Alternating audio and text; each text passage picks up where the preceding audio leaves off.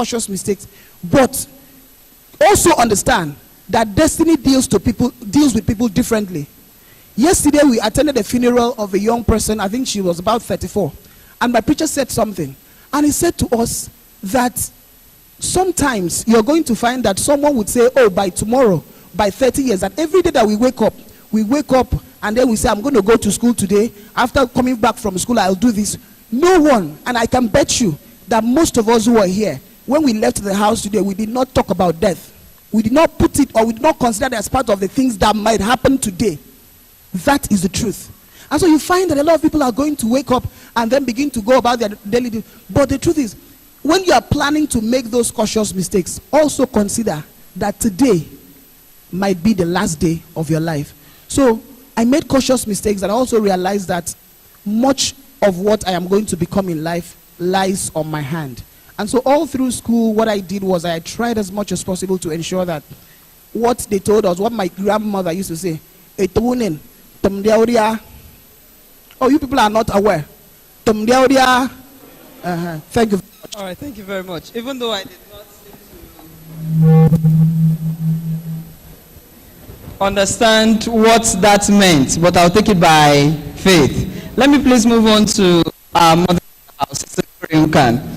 As a banker currently, and somebody who would describe as being at the top of her career, what prime decisions, what basic decisions did you take that has taken you to that level?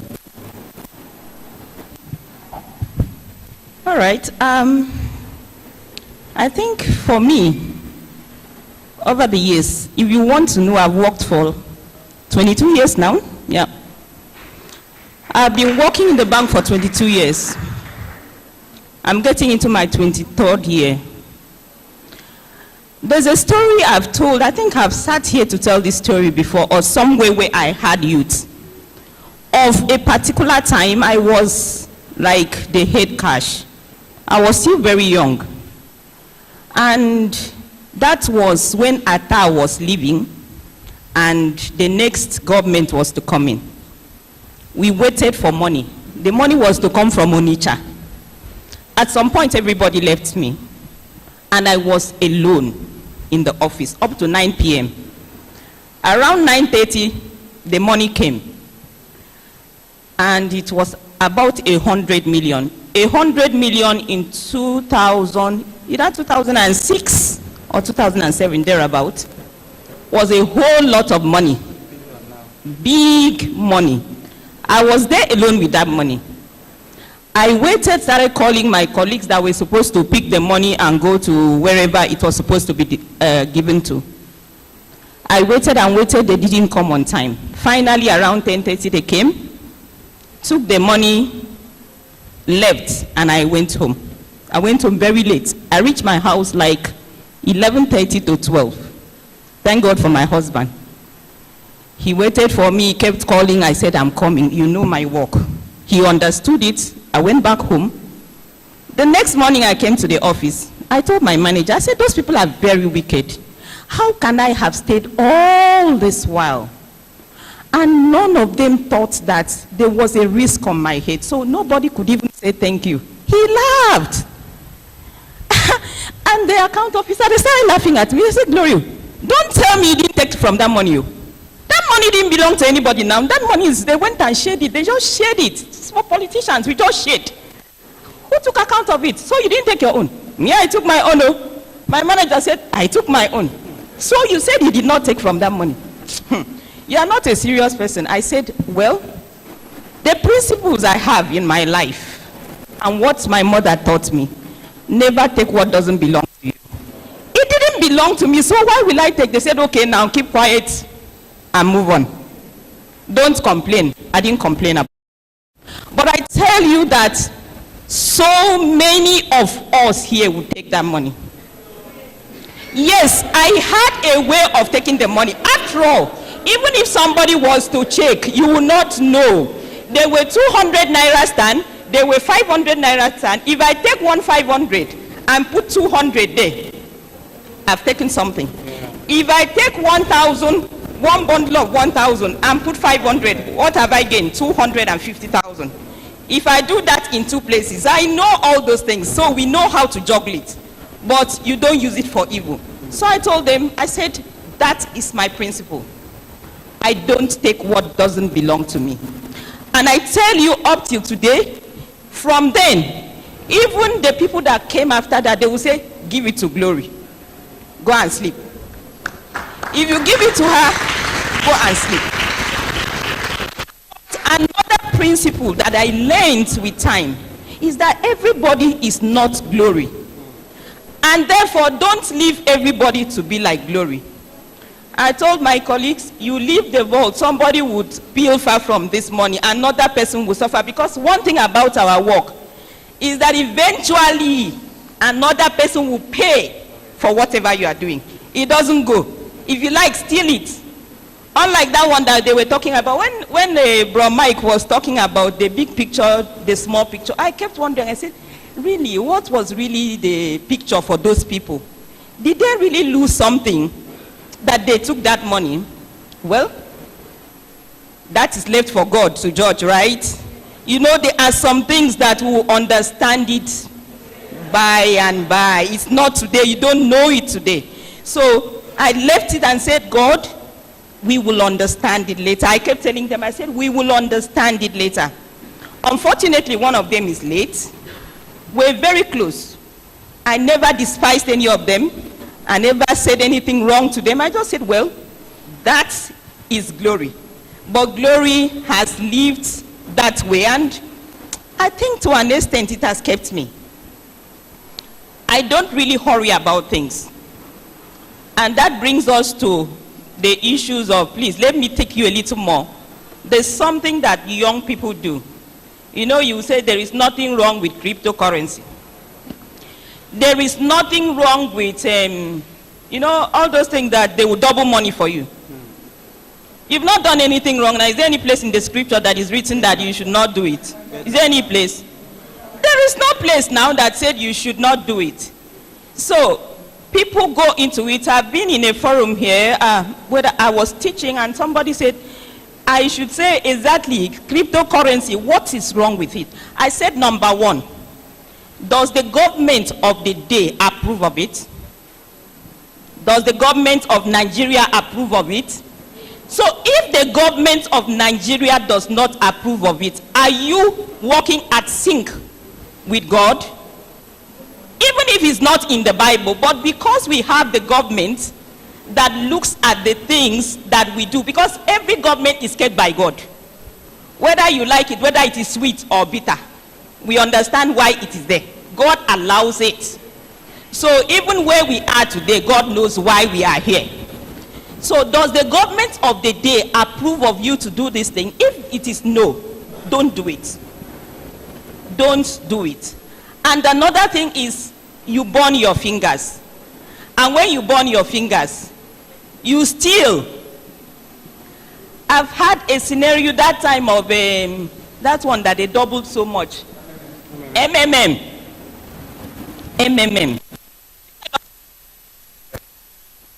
And somebody almost dragged me into EFCC, a colleague of mine. So for whatever we are doing in this life, let that be at the back of your mind. Don't take what does not belong to you. No matter how beautiful it looks, no matter how it might appeal to you, no matter how difficult it is in your own life, God has a way of making things work for you. Just leave him to do what he is supposed to do. Because when you take it by force, I will give you another short story of my travel on my career. There was a point I was saying, Glory, I am done and dusted, I'm not working again. I woke up one morning, I told my husband, I said, I think I don't want to work again. I have suffered so many tribulations on this job.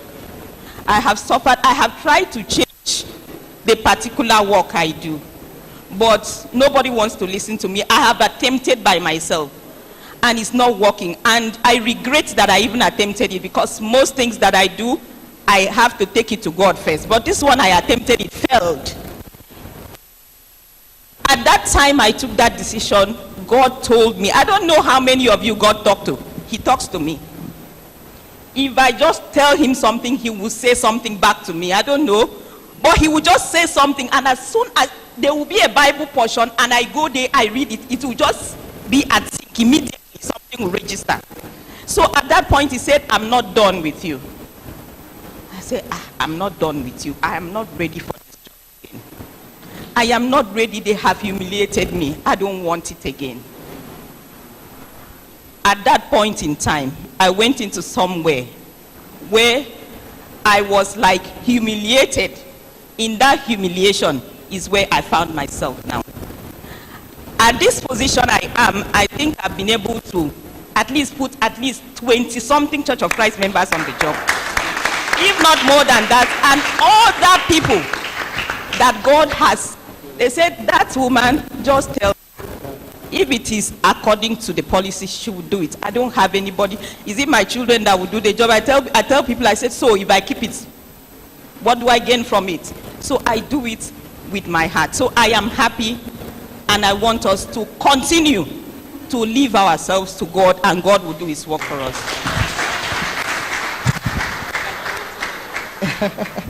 All right, I think we have learned so much from just those two persons who have spoken.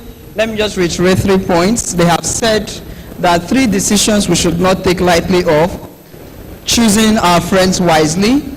Mommy has talked about integrity, and the last thing she has talked about is patience. I think we have all learned something. Now, because of the lack of time and want of it, I just quickly want to go to Master. I want to save you for last, sir, because I think we should save best for last. Master, you're in the university system, sir, and somebody who has now risen to the rank of being a professor. You have also interacted with students at different levels.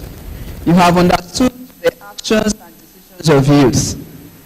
As a father, as a mentor, as a teacher, at this point, what scares you the most? The unknown. I said unknown future. That's what scares me the most. Because sometimes I look at you and I don't see any future for my children. And sometimes I look back again and I see light.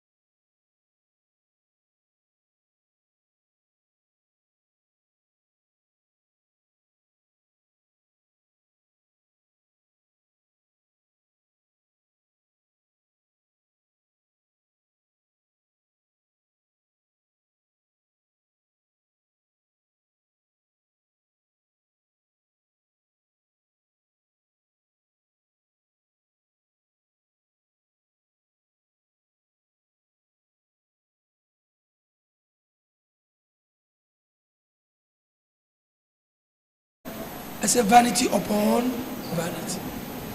Proverbs 28:22. The preacher says, he who hasted to be rich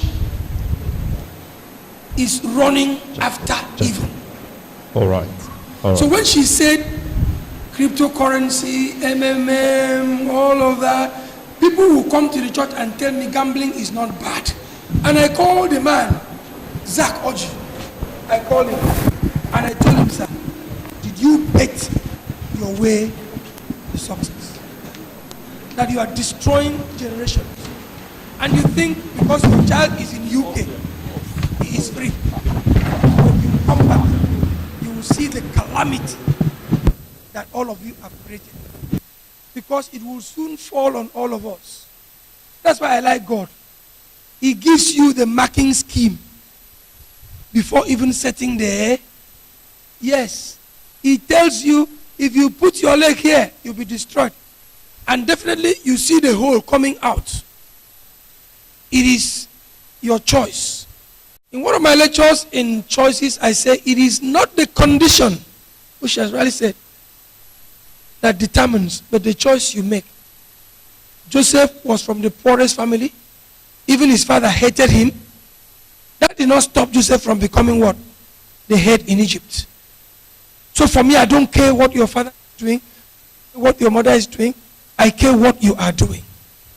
Because God has given each and every one of us seated in this room the capacity to think, the capacity to choose, and the capacity to decide.